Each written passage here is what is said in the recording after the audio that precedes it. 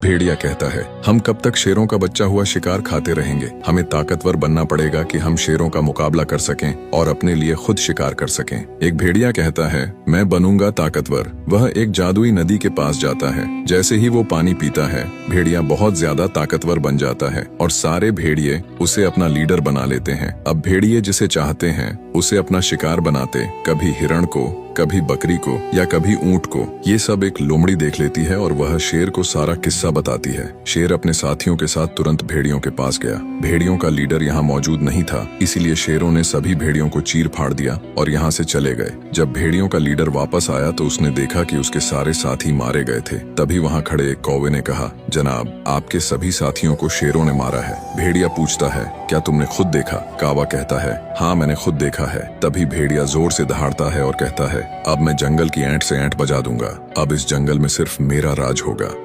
और भेड़िया शेरों की तलाश में निकल पड़ता है। भेड़िया और सभी शेर उनके सामने थे। भेड़िया बोला, तुम सबने मेरे कबीले वालों को मारकर अच्छा नहीं किया, अब तुम मेरे हाथों मरोगे। भेड़िया और शेरों में जोरदार लड़ाई शुरू हो जाती है। भेड़िया सभी शेरों को घायल कर देता है। शेर का बच्चा यह सब देख रहा था और रोते हुए उनके पास आता है। शेरनी अपने बच्चे से कहती है, बेटा, बड़े होकर इस भेड़िए से हमारा बदला जरूर लेना। जख्मी शेर कहता है, बेटा, तुम यह जंगल छोड़कर चले जाओ। शेर का बच्चा अपने माता पिता से वादा करता है कि उनकी मौत का बदला जरूर लेगा। शेर का बच्चा जंगल के दूसरे कोने में चला जाता है। वहाँ उसकी दोस्ती एक बकरी से हो जाती है। बकरी अपने सभी बच्चों की तरह शेर के बच्चे को भी प्यार करती है और उसे अपना दूध पिलाती है। वहीं दूसरी तरफ जंगल के सभी जानवर भेड़िए से खौफ खाते थे। भेड़िया हर रोज किसी न किसी जानवर को चीर फाड़ कर खा जाता। जंगल में खौफ की फिजा फैल गई थी। तभी एक बंदर सभी जानवरों को इकट्ठा करके कहता है, काश आज शेर जिंदा होता तो वह हमें इस भेड़िए से बचाता। अब अल्लाह ही किसी को मसीहा बनाकर भेजे ताकि हम इस भेड़िए से। शेर का बच्चा अब जवान हो गया था